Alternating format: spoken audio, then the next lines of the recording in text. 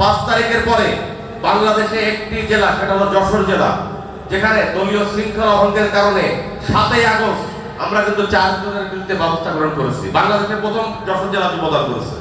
যশোর জেলা যুবদলের ভিতরে কোনো গ্রুপিং মামিং নাই।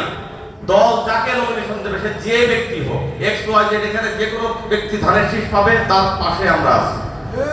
অন্যায়কারী, চাঁদাবাজ, লুটেরাদের জন্য যশোর জেলা যুবদল $0 দেখাবে, যত বড় নেতা হবে।